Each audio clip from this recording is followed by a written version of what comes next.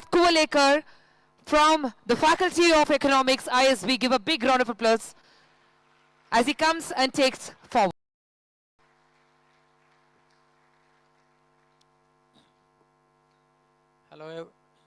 Hello everyone.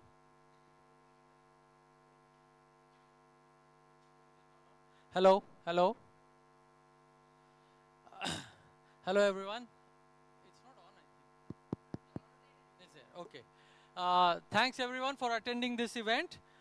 This is a session on capital and productivity, and we are very fortunate to have Honorable Deputy CM 𝗧𝗦𝗔𝗧 Vikramarka Mallu with us. Now, before I introduce him, let me invite all the panelists. So, Parshuram Raka. Then, may I please invite you? Dr. Prasanna Tantri from ISB. And then D. Krishna Bhaskar.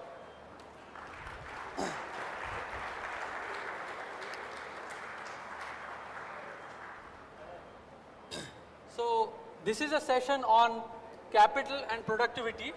How does Telangana reach its aspiration of $3 trillion economy by 2047? So, let me first, before we begin, let me briefly introduce our panelists. I will start with the Honorable Deputy CM 𝗧𝗦𝗔𝗧 Bhatti Vikramarka Mallu. We are very fortunate to have him in the audience today, or in the panel today. He is a 3-time MLA and has served in multiple capacities as a finance minister, as a leader of the opposition of Telangana, and he is a driving force behind several landmark initiatives in Telangana, which include initiatives on social justice, agricultural welfare, and also inclusive development. He brings a rare combination of legislative experience, financial expertise, and a deep understanding of grassroots governance, shaping governance agenda rooted in transparency, accountability, and equitable growth. Moreover, I just learned just before the start of the panel that while there is this side of him that works on grassroots development, there is also a strong tech-savvy side of him, where he has constantly been focused on bringing the best technology to Telangana. The other panelists are, I will start from left. Dr. Yeah, it doesn't seem to be working. Is it audible? Oh, this is much better. Yeah. Okay, the other panelists. So, should I repeat the introduction? No. Okay, the other panelists, 𝗧𝗦 Krishna Bhaskar. He is a 2012 batch IAS, who is a Special Secretary to the Deputy Chief Minister and Chairman of and Managing Director of Telangana Transco.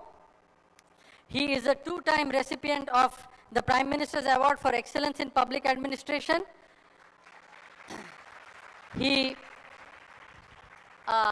I can proudly say that him and I share one alma mater, which is IIT Kharagpur. He was my senior by 2 years and went to ISB and MIT further.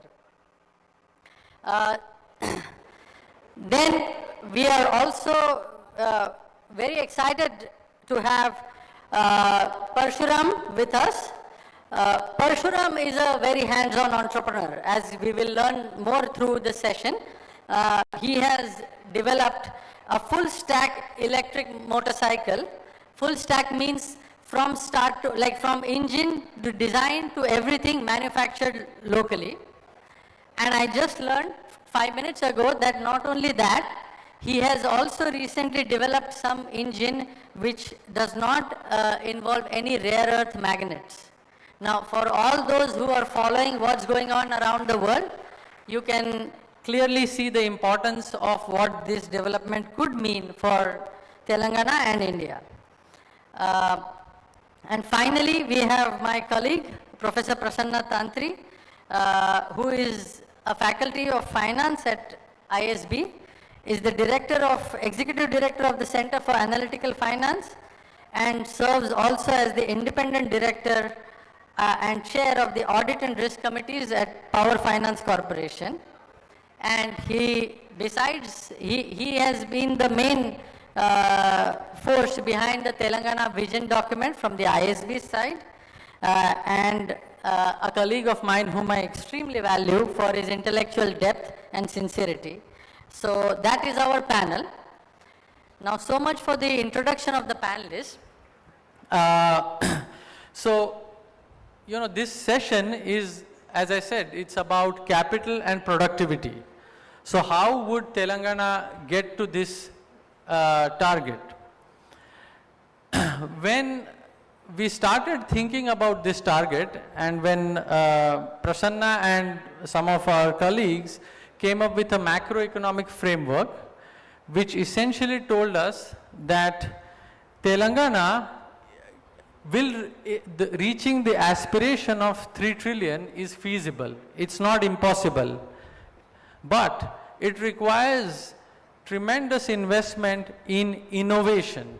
We will not get there just on the basis of, you know, savings and infrastructure spend or capital spend, so to say. So then we came up with a bunch of proposals of how to foster and encourage innovation, build innovation ecosystems in Telangana. But having said that, so we will see some of the details of that, and we will discuss through the session. But you know, as academics, we are also working in silos.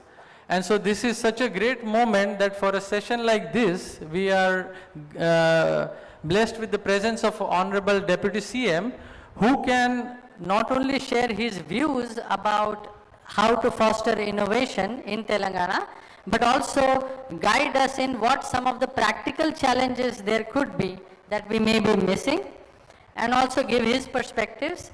And also I ask him to chair the session. I request him to chair the session. Thank you.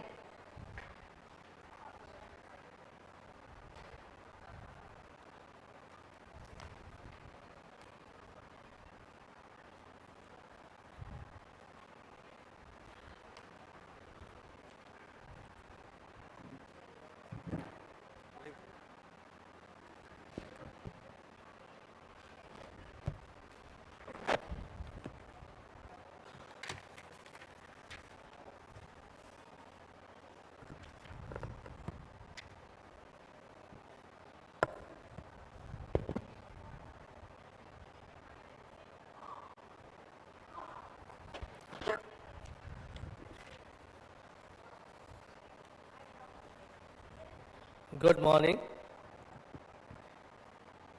Sri TCM Sundaram Garu, Sri Parshuram Paka Garu, Sri Prasanna Tantri Garu, Sri Aditya Kovalaikar Garu, Sri 𝗘𝗍𝗺 Garu, and also our Principal Secretary Energy, Sri Naveen Mittal Garu, and our Secretary Planning, Sri Buddha Prakash Garu, and our CMD SPDCL Musharraf Garu, and other distinguished guests. మీ అందరికి కూడా నమస్కారం.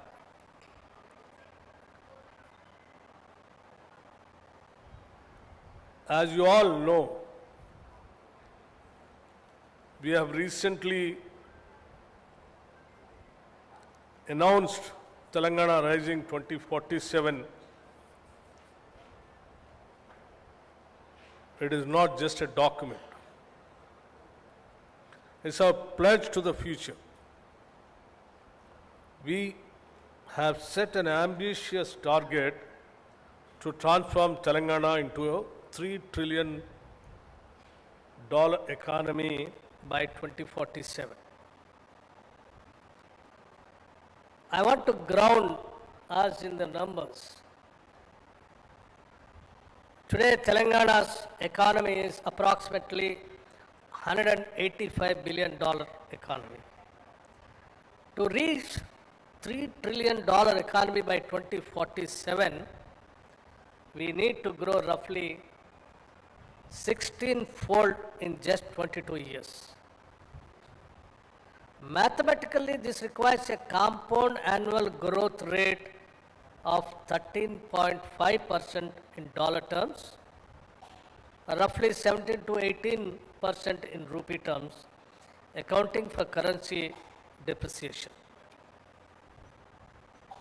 To put this in historical context, no major Indian state has sustained that level of dollar growth for 2 straight decades.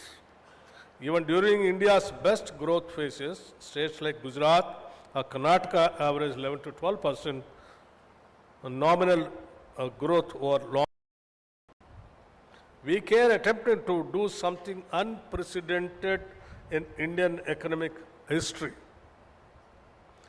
Business as usual growth of 10% also gets us to maybe $1 trillion or $1.2 trillion, not just not $3 trillion. The gap between $1 trillion and $3 trillion is what economists call the productivity gap. And filling that gap is the sole purpose of this pen. But numbers are easy to write on paper. The real question is, the question that keeps me wondering is how. We cannot reach a $3 trillion economy simply by working harder. We cannot get there just by building more roads or constructing more buildings. Though we will do that too, to reach this exponential growth, we need to change the fundamental equation of our economy. The equation is simple.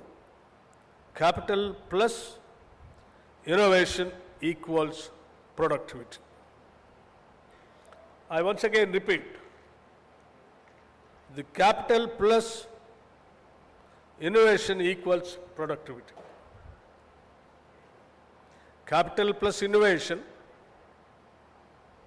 equals productivity. And productivity is the only sustainable way to raise the wages and dignity of the common citizen in Telangana. For decades, government in India have viewed themselves as regulators. We focused on permissions, licenses, and fines. We patted ourselves on the back for improving the ease of doing business. But the world has changed. In the era of deep tech, artificial intelligence, and quantum computing, ease of doing business is just a baseline. It is the minimum requirement now. If we want to be the innovation capital of Asia, we must move from ease of doing business to ease of innovating. We must move from just clearing files to creating ecosystem. Our vision document outlines a spatial strategy: cure, urban, pure, peri-urban, and rare, rural. We have the plan, we have the talent, but innovation is expensive. And more importantly, innovation is risky also. Banks love safety, but innovation requires failures. History tells us that the biggest breakthroughs from the internet to space travel happened because someone was willing to make a high-risk idea for 10 years before it made a single rupee of profit. So the challenge for this panel today is to tell us, how do we unlock that capital? As we as a state are ready to evolve, we are ready to move from being just a regulator to being a catalyst, a partner that shares the risk to reap the rewards for our people. I am here today not just to speak, but listen. We have a brilliant panel of innovators, investors, policymakers, and entrepreneurs. We want to get straight to the heart of the matter with 3 specific questions. Number one, the productivity versus jobs. Paradox, there is a fear that higher productivity equates to automation and job losses. How can we hope to address it? What do you really think is the role of the state in encouraging innovation? Should we, often caricatured as a slow-moving behemoth, keep up to encouraging true innovation? Or should we be involved? We talk about, number 3, we talk about artificial intelligence and deep tech, often in the context of software. But the vision document emphasizes the rare rural zone. My question is, how do we ensure that deep tech doesn't just stay in Cyberabad? How do we incentivize capital to solve boring problems like increasing the productivity of a weaver in Warangal, or a farmer in Nizamabad or in Khammam, etc., etc. So friends, let us get started. And gentlemen, I request all of you to put all your heart and soul in this session and give us your valuable ideas and suggestions. And also I thank you once again for coming all the way from all of the, not only from the states, different states of this country, even from all over the world, for, making it a grand, successful event of Telangana Rising 2047 Vision Document Release Function. Thank you very much.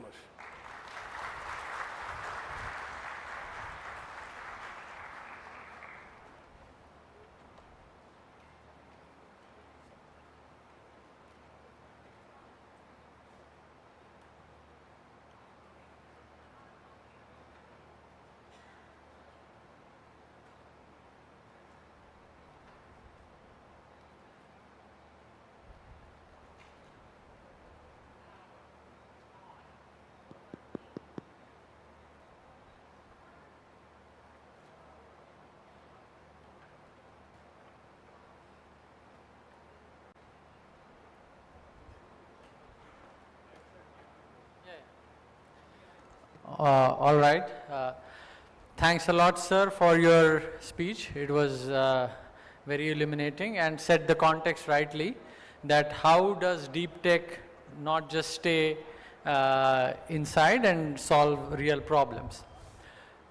So now I will kind of ask questions to all the panelists, but let me just be a bit elaborate on what the context of the whole thing was.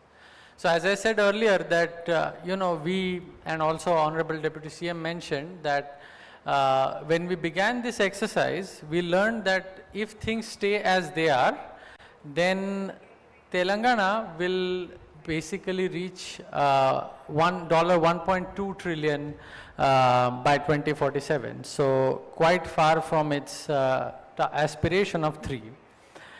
And so we realized that the only way it can reach 3 trillion is by improving productivity and by making sustained investments. So sustained investments in particular means attracting FDI. So events like these serve a great purpose. and sustained innovation or productivity will come from innovation. So we have outlined a series of initiatives to foster innovation. One of them is called the Telangana Scientific Return Program, where what we are proposing is that Telangana offers outsized rewards, that is strong monetary rewards to superstar scientists. So scientists who are leading in, say, AI, computer vision, quantum computing, all of these fields, which are the fields for the future, we give them steep rewards and lure them back to Telangana. So this was, and then we have outlined several other initiatives in that chapter that you will see in the Telangana vision document. But then I would first like to get the perspective of Shri Krishna Bhaskar as a policy maker. So, you know, he is someone who as an engineer understands the technology very well, as an economist understands incentives very well, and as a bureaucrat understands the challenges very well. So I thought I would begin by asking him, how does he view the whole exercise, what we have done or attempted to do in proposing how Telangana will become, as Sir said, the hub of global or Asia's hub of innovation, what he sees as the practical challenges and what he sees as the not just challenges but opportunities. Thanks, Aditya. I hope I'm audible. So the idea is essentially we've set ourselves, thank you sir, we've set ourselves a goal which is, frankly speaking, unprecedented in economic history, and I believe it has been done after a lot of cogitation on this respect. And the analogy which comes to mind when I think of this is, back in the early 60s, and in fact late 50s, when the USSR beat the US in the rocket race and launched Sputnik, there was a lot of despondency. That very term, which is very, I think it's best translated in the Urdu term 𝗧𝗦𝗔𝗧, on all of America, that the Soviets had actually beaten us in the space race. There's nothing left for us there. At that point of time, John F. Kennedy came up with a very mission which sounded extremely outlandish and impossible. I think it was back in 1961, if I'm not mistaken. Definitely the early 60s, 60 or 61, just after he took over as president. When the Soviets beat the Americans and the entire world was talking about the technological superiority of the USSR vis-a-vis the US, he said something audacious which no one was prepared for. He said, by the end of this decade, we'll put a man on the moon. And he was ridiculed in the American media for it. And it wasn't deemed possible. But the sheer force of that public pronouncement and the sheer passion and the aggression behind setting a goal for the nation as a whole got all of them together. And I still remember there were people like Werner von Braun, he was originally a Nazi, a German scientist who built their rockets, the Saturn rockets. All of these people heard of this vision and became even more passionate and motivated than they originally were. And NASA, which until then never used to get a lot of funding, and which was never a big agency, captured the American imagination. So there are some things in life you can create or you can will by making them publicly available in the mind space of every citizen. And they may not happen otherwise. And in my sense, this $3 trillion goal is an extremely ambitious goal. Forget about your annualized growth rate of 13-14%. If you take into account your rupee depreciation, you're looking at 17-18%. And this is year on year for 22 years. It's a very, very, very ambitious goal. But the thing is, if you aim at that sort of galaxy, you will be able to get through some sort of critical mass, which will take you to places which you haven't otherwise been taken. So I believe, in terms of a stretch goal, this is like a clarion call to the entire state, its network of innovators, entrepreneurs, policy makers, to try to figure out what is it exactly, what it is the constraint which prevents us going there. I'll just add to that, you asked me to talk about challenges. I think the challenges, our Honorable Deputy CM has stated very clearly. We cannot get there by building more stadia, we cannot get there by building more roads. That will at best take us to 1 trillion, and even that is in doubt. Because after a point you have diminishing returns. The idea is, and as both Aditya and Prasanna have very eloquently argued in their own document, our vision document which will be released today, the idea is you need to increase your own productivity.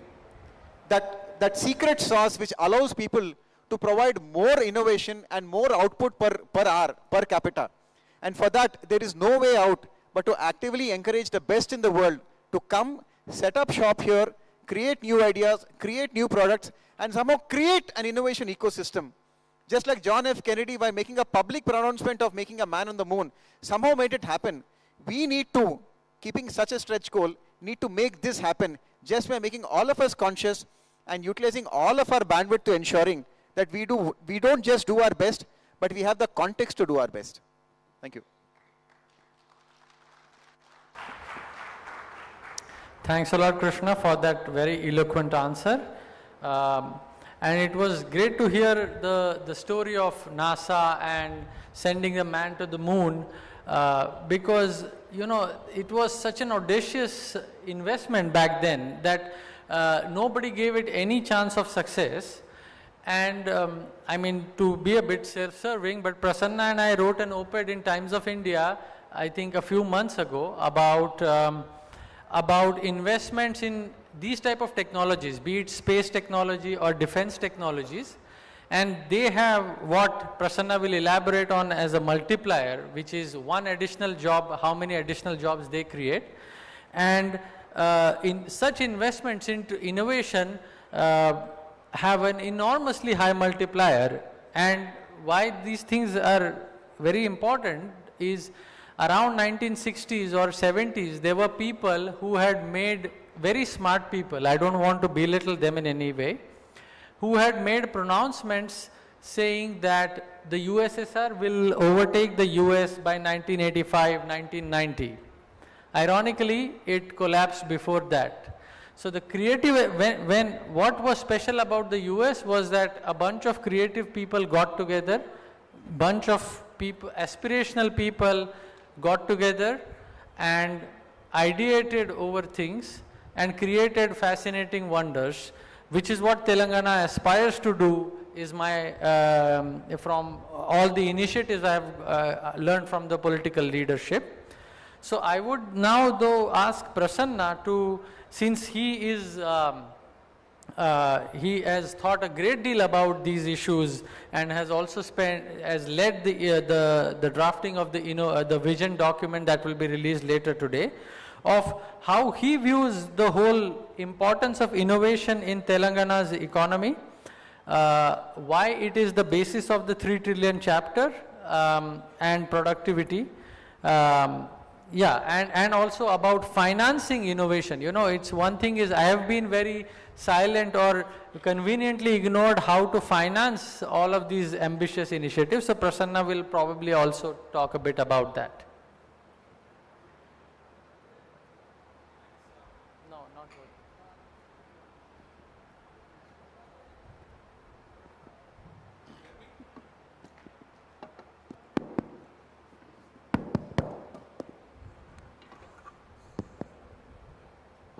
Thanks, Aditya. Thanks for the opportunity. As Honorable Deputy CM mentioned, you know, the tagline for me, sir, was investment plus productivity. We've been dying to hear this from a policymaker, and we are so glad that you know, policymakers are talking about productivity. And when Mr. KB speaks, I usually go with the notes. Unfortunately, I don't have notes today. You know, the insights coming in, I don't have much to add. But except that, innovation is not a luxury; it's a necessity for growth. We have to understand when we get into debates about growth. Again, I'm an academic, and I'll go back to first principles and not much of practice. What is growth? Growth is producing more from same level of resources, or taking less resources to produce the same thing. That's growth. There's nothing else to grow. That's growth. Repeatedly doing it again and again. There is nothing else growth. Now, when you read newspapers every day, you always, you know, and yeah, I do understand that, you know, their fascination about demand, consumption, and all of that. That is for a day-to-day kind of a setting. You know, day-to-day it's about demand, because assumption is you have capacity, and if you go in demand, and there will be, you know, production. But when you talk about 25 years, it's not about demand. It's about ability to produce. Your lens has to be very different when you talk about 25 years versus next 2 quarters. You know, when you talk about 8.2% this quarter, or what should RBI do, that lens is very different than when you're talking about here, you're talking about growing the productive capacity. It's not about, you know, there is enough productive capacity and you just go and consume and economy will grow. That's the bigger lens that one has to have. Now when it comes to theory, how do you grow? You know, until again, since Mr. KB talked about 1960s, until then we did not have a theory of growth. You know, when Robert Solow came about and said, look, how do you grow? The way you grow, he said, look, there are 2 ways, you know, the intermediate growth and the eventual growth. Intermediate growth is you invest. You have capital, and as you invest, you build all the capital equipment, and then you produce more from, you know, because you save and you invest, you produce more.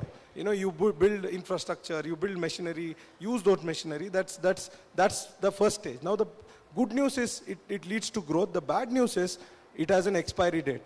Now what's the expiry date? Two constraints there. One constraint, as you build more and more capital, additional returns become diminishing.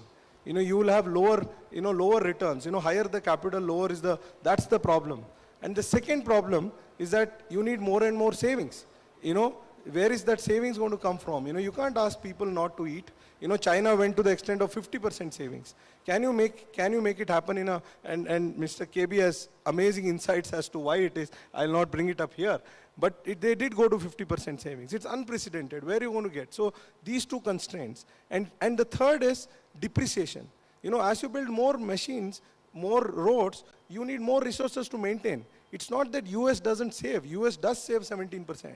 But whatever they save is required to maintain their assets. So this will hit a wall. This will hit a wall. We have not hit a wall. You know, Telangana do that also. We are nowhere close to that. But that will then what is that? That will lead to eventual growth, sustainable growth for a long period of time. And Romer came with an answer. It's research, innovation. In Solow's model, you know, productivity is sort of given. It comes from God. You know, there is no, how does productivity happen? It comes. You know, there's no answer. Romer came out with an answer because there was a debate that time that everybody will eventually become rich. Because if capital, everyone will rich. Then they observed some countries are not becoming rich. Africa is, you know, was not becoming rich. China was not becoming rich. India that time was not becoming rich. This Romer's model is about you have to create this. You know, it's not God-given. Productivity is not given. Some policymakers, some investors, inventors will have to create it so that people like us can talk about it. You know, we don't do much, right? So that's the whole idea, theory behind all this thinking, that eventually what will lead sustainable growth is invention. And invention need not be original. You know, you can copy. You know, the problem with Industrial Revolution and UK and those, they had to do original stuff. China and other countries which grow at 10%, they could do this by imitating. So start with imitating and then start original stuff. So this is the broad philosophy that we have suggested, and glad that the government is talking that language. So I'll stop here and we can.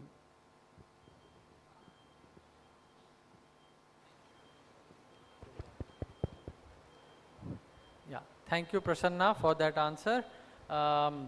Yes, it's really very heartening to hear the policymakers buy into that language and speak that language. You know, you feel that, at least as academics, we feel that what we do, we are in our silos and probably nobody cares. And then you see the political establishment, the bureaucrats really appreciate this importance of innovation. And now coming to the point that that Prasanna mentioned, that we have to attract the best, like growth is not God-given. People have to create things, and we are in that way very lucky to have Parshuram, who actually has created something. I mean, at some level, Prasanna and I have been living in the world of ideas only, whereas Parshuram has been getting his hands dirty for the past, I think, many years. And he is a prototype of the type of people we want to lure back. So he was in the US, he was working, had a successful professional career, but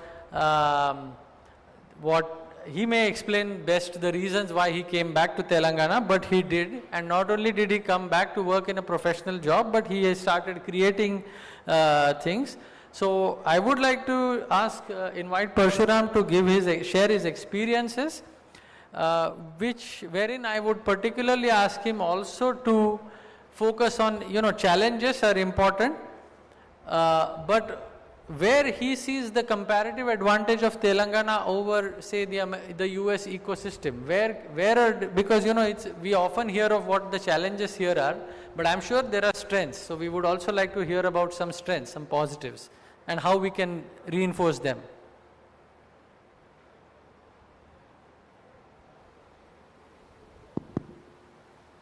Thank you, Aditya. Thank you for the opportunity, Honorable Deputy CM Garu and the esteemed panel. I hope I'm audible. Yeah. So the panel and the government has been talking about the policy, right? So the policy is basically established to address a lot of challenges in the innovation, and Deputy CM Garu has rightly put, the capital plus innovation is productivity. And both are important, the capital and the innovation, but with respect to both, I would say for a startup like us, for an innovator, there are a lot of challenges, and I would like to tell you how we have navigated these challenges and how the policy is going to help navigate this for the future entrepreneurs. When we started off Graviton in the year 2018 and 19, I did an intense research and realized that there were no electric vehicle component manufacturers or the core critical component manufacturing companies in India. And my idea was to develop everything in India so that our vehicles can handle any terrain, that is cities or rural or any part of the country. And what I understood is for that to happen, we need to have full control over the supply chain. And we don't have the control over that supply chain, and we wanted to exactly build that. So we have taken a very hardship of developing this entire core tech here in India, in Telangana. And what we have developed is a platform. Instead of making one particular look like motorcycle or a scooter, what we have developed is a platform, the tech platform, the core tech platform, with which you can make any kind of robots. And our first product happens to be a robot on wheels, I say. Why I say robot? Because that's the future, and for any robot, the critical components are very similar to an EV. And coming to the challenges, when I came back to India from US, I assumed that I can go to universities and collaborate with universities to develop these technologies. But what I realized was, unlike US, where the inception of the new tech happens in the university labs, which are funded by either government or the companies or the universities itself. And we don't have that here, which is why you see a lot of new techs coming out of US specifically. And a lot of our engineers, the talent pool from India, the potential people, are traveling to different countries for education and going on to contribute significantly in the tech world. And what I understood was it's not the same case in India. It's completely the reverse. The companies has to develop their own tech. And I primarily believe that's because we were, as a country, more focused on the service and service economy. And we did not focus much on the innovation and the manufacturing or the ecosystem building around it. Probably that could be one of the reasons I felt. And this was one of the big challenge, because we did not find, the first challenge is finding the talent pool who has expertise in the core component that includes the motors, the traction motors, the power electronics, or the battery systems. That was the one challenge, and the second challenge was the mindset itself. Because I would say our investment VC ecosystem is used to, for the software world, where the equations are very different when compared to the hardware world, where the gestation period is very long. The returns would come after a very long time. It's not instantaneous. And the mindset was that people, when I pitched this idea that we will be developing everything here, the biggest, the first people were the prospective investors who said, hey, why don't you just do the assembly, bring products or components from somewhere else and assemble them. That was a big challenge I had, that is assembly versus development. So I had to, the entire team had to go above and beyond to convince the potential investors as well as build the team who has this mindset of development, who has the patience to develop. And the third challenge was the investment capital itself, because as I said, our capital was more used, or the VCs were more used towards the software world. And they were asking me, why are you taking so much time to come to the market? Why are you not there in the market yet? And they used to suggest me to just start selling, bring it from wherever I can. But we had to take this hard stance that, okay, we will develop it here. And fortunately, similar mindset investors we could find in India and in other countries. And now that we are producing and selling as well. Yeah, I'll leave it there. Thank you, Parshuram, for that eloquent answer. I think he was too humble to mention, or if he did, I missed it, that he has a Asia Book of record for his vehicle to do a 5,400 kilometers journey without recharge, right? Yeah, without stopping for charging, non-stop riding. The riders were changing, but it's the same vehicle. So within 4.5 days, we did nearly 4,000 kilometers. And for that, we had to establish temporary swap stations throughout the country. And that was to demonstrate that EVs can be a real alternative and to establish confidence on our technology. Yeah. So, and one thing you mentioned, Parshuram, that really I think hit the nail on the head, which is that when you came and tried to collaborate with the universities in India to bring technology or develop technology, you hit a dead end. This is exactly where, again, it's a bit self-serving because Prasanna and I came up with this proposal, but we are really wanting to strengthen this exactly or solve this bottleneck by giving incentives to bring the best minds and host them in universities. And Telangana or Hyderabad has a lot of excellent institutions. Like many people don't know that there is an ISI Hyderabad, Indian Statistical Institute Hyderabad. So we have the opportunity to host these leading scholars, and that hopefully in future people like Parshuram will not have to struggle finding people to collaborate within universities and develop technologies. And you know, this is a standard model in the US, where professors raise grants through industry, build something that is useful, and then if something works, it's scaled up. So it would be a very healthy ecosystem. Let me throw one next question to both Prasanna and KB. I'll let Prasanna go first to give somewhat of an academic view, and then I will let KB answer from a policymaker's perspective. But you know, when we propose things like go for innovation, go for the best minds, create the best talent, like often the question comes is, what about inequality? Like if you look at say all of these fields, the technology, these are what are called as winner takes all. That means only a few who are at the lead, who lead these technologies get a lot of returns, and rest of the people are left behind. And why should we as a country, as a society, encourage such type of changes in the society? That is often a question. Now, I have my views about why this is a good thing, but I will not, I'll reserve my views. I'll ask Prasanna and then KB to elaborate on why so it is important for the economy and why it is important also from a policymaker's perspective. Prasanna first, thanks. Yeah. On the jobs front, let's look at some facts. You have to understand that, broadly, there are all sectors of the economy can be classified into two categories, tradable and non-tradable. Now, what is this tradable sector? Like software, pharma, where everybody, competition is global.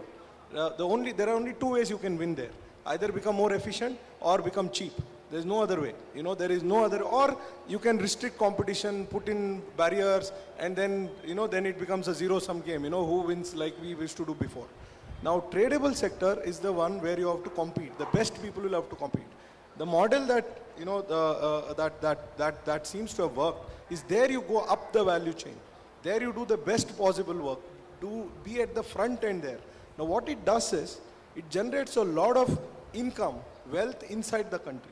Because now the rest of the people can, usually, 2/3 of the population, Aditya, you know this, works in non-tradable sectors. Now, what are these non-tradable sectors? Doctors, teachers, your yoga instructor, hairstylist, driver, kirana, all of these are non-tradable sectors.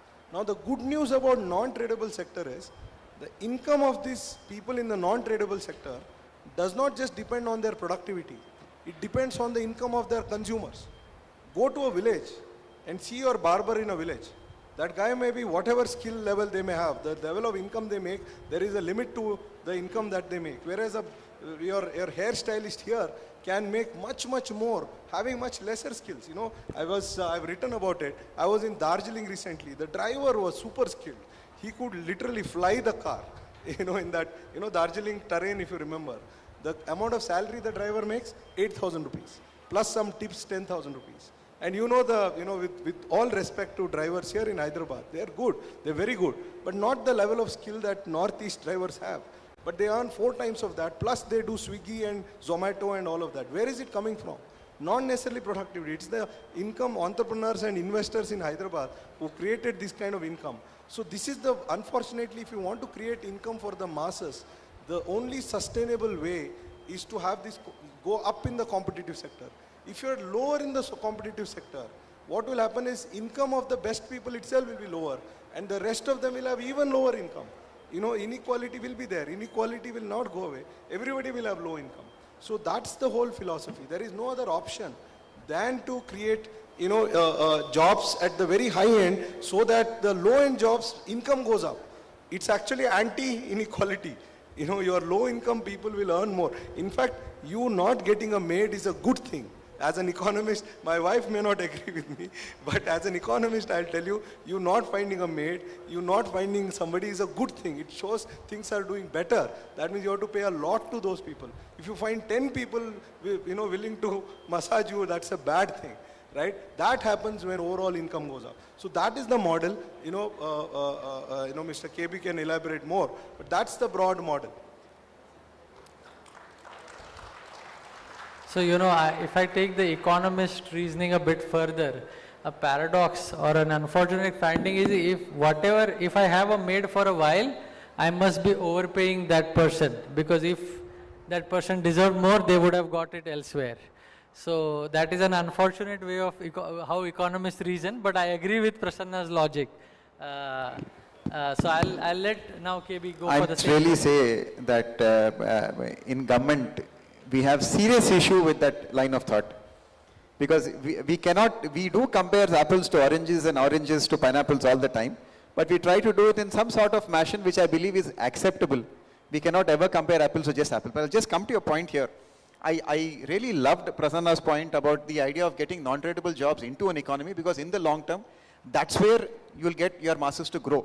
And I just want to add on it. That's a great point. Let us presume you've succeeded there. What next? My sense is you still have constraints. The first constraint is, how are you creating jobs? That he's talked about, and they've really, I would request everyone in this room to read their economic modeling. I'm very proud to say that these two gentlemen have carried out an analysis for her which has not been there in any other state's vision document. They've just put numbers there. These two people have worked the numbers and they have let us know how difficult it is. So we know right at the outset, so it's a challenging task.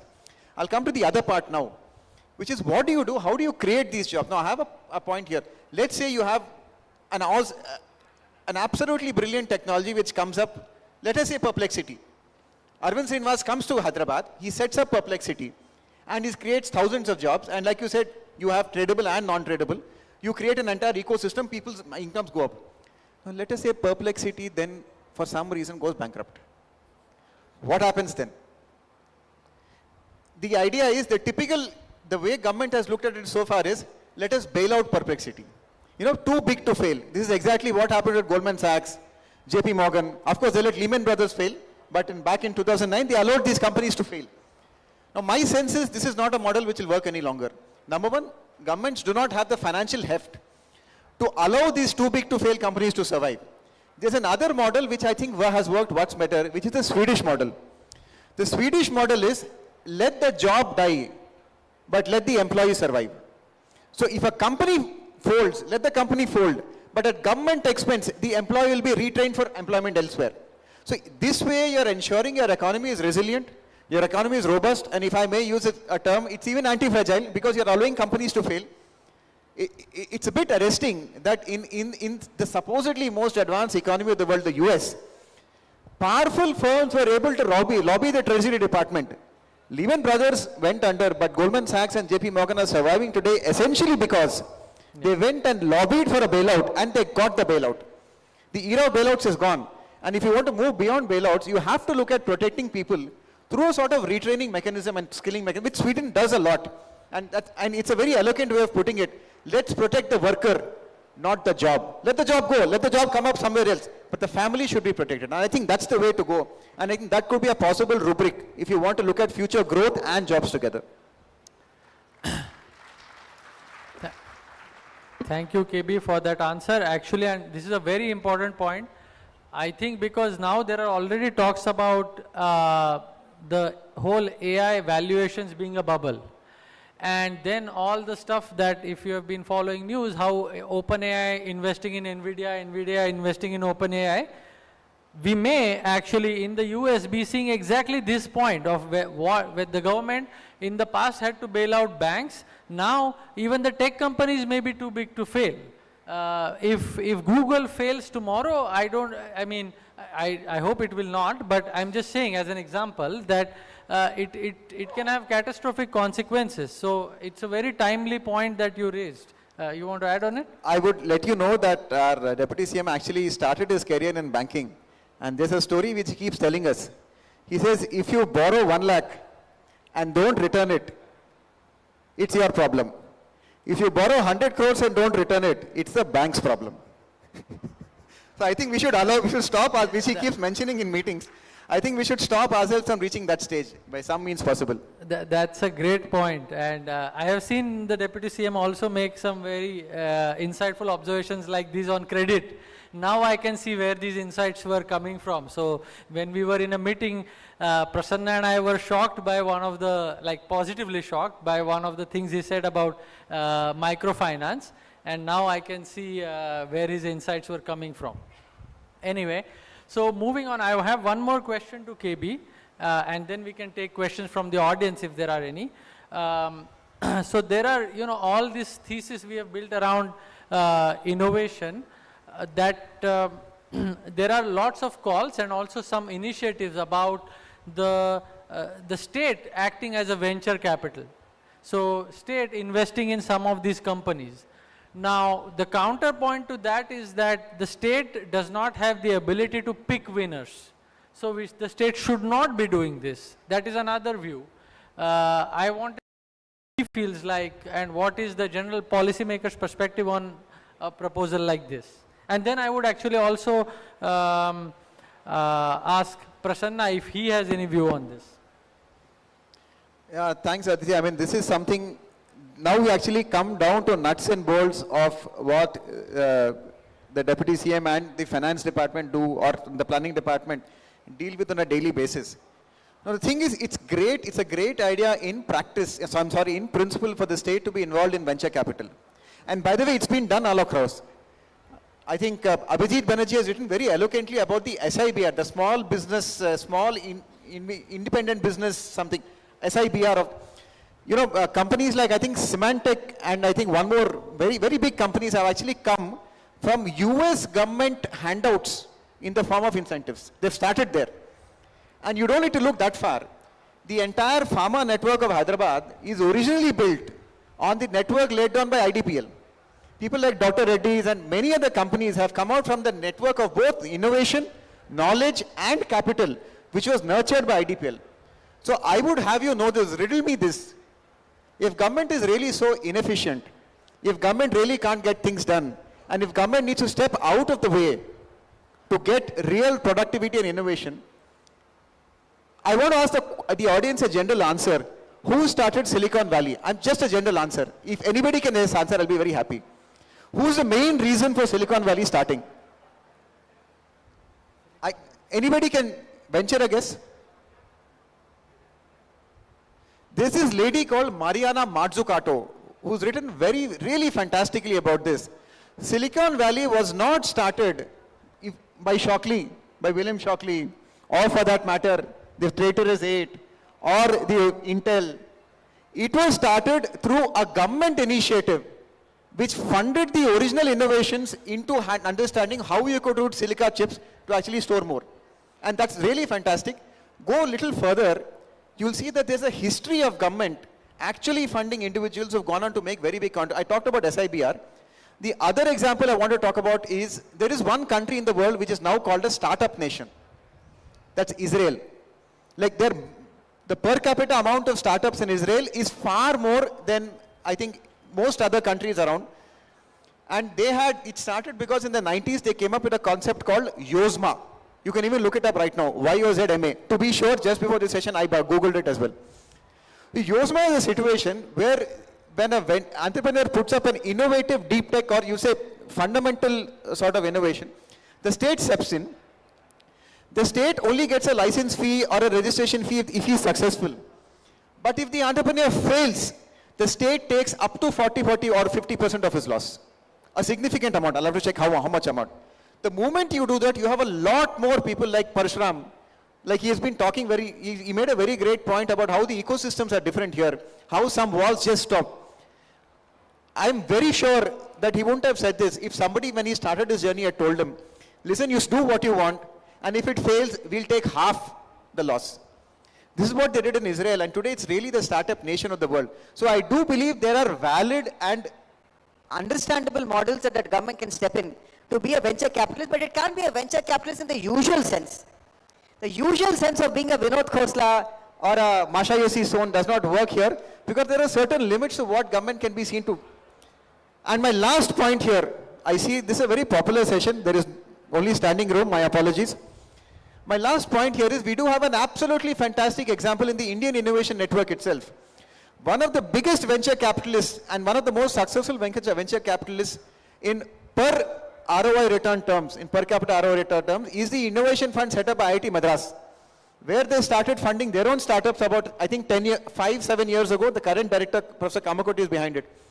Somebody was telling me that that fund itself is worth more than 1,000 crores today. It must have started at 10, 15 crores, 20 crores max. That's all the IITs give. Trust me, they're very, bahut kanjoos log hai. They will not give you more than that. And it's gone into 1,000 crores, more than 1,000 crores. There is a model available for us if you want to look at venture capital. And if you look at YOZMA or the SIBR, I think we have great pointers. Great. That's a wonderful answer. Actually, before we go to Prasanna, I have one question for Parshuram. As someone from the other side, manufacturing side, do you think that your main challenge is financial capital or human capital? What would be your biggest bottleneck? What was your biggest bottleneck when you started?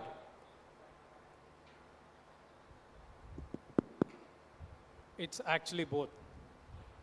But So which was bigger? There must be some. What's that? Which was bigger? There must be one. So I say it's human capital because when we were scouting for people who has understanding of the core technology to develop it here, we couldn't find people.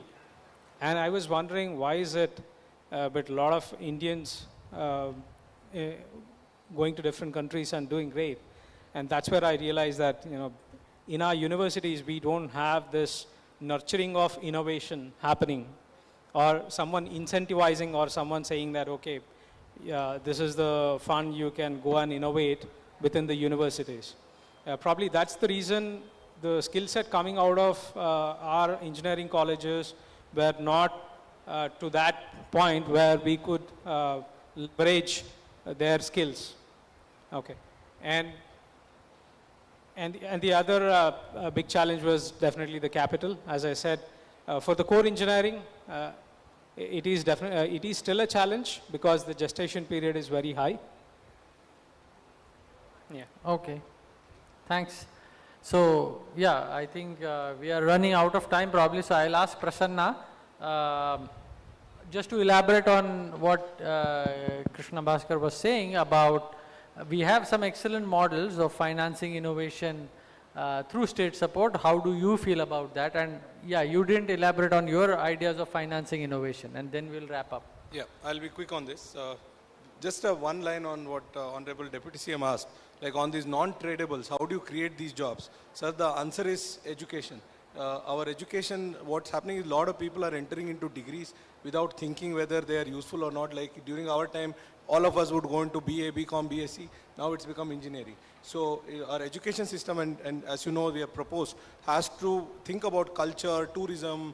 These are very valuable jobs, local jobs. People have to be trained on. Not everybody needs to be a postgraduate. Not everybody needs to have a PhD. Or we have to think about hands and getting hands dirty kind of jobs, and then you can graduate. Of course, there should be a way to graduate. After that, you want to study, you study and go up.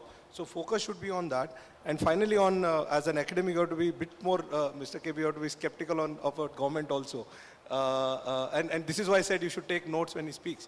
I think government, there should be one principle though. While I appreciate a lot of fundamental things have come from government, like World War led to a lot of innovation, including the internet. But there needs to be one principle that when the government intervenes, there should be some market failure.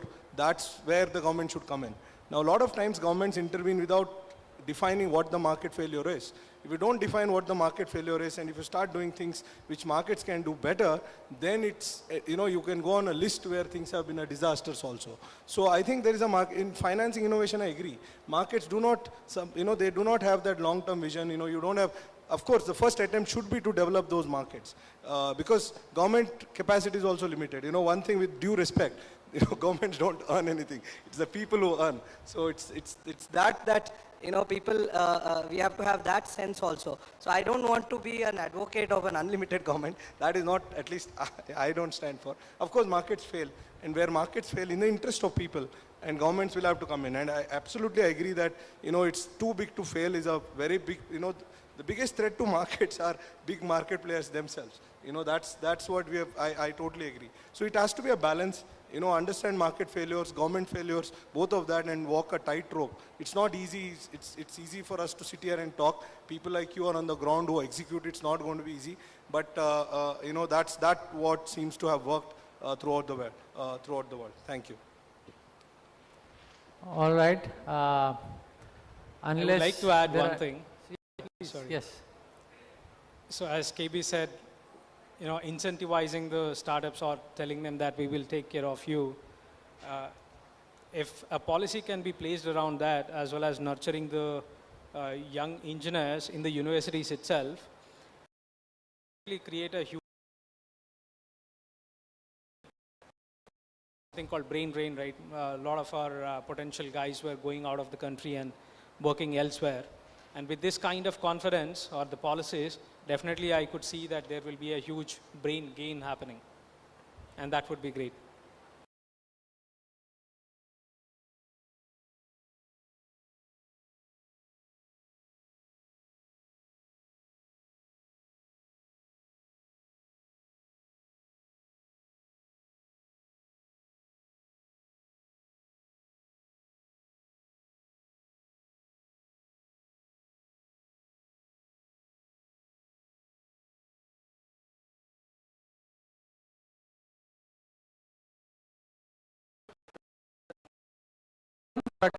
And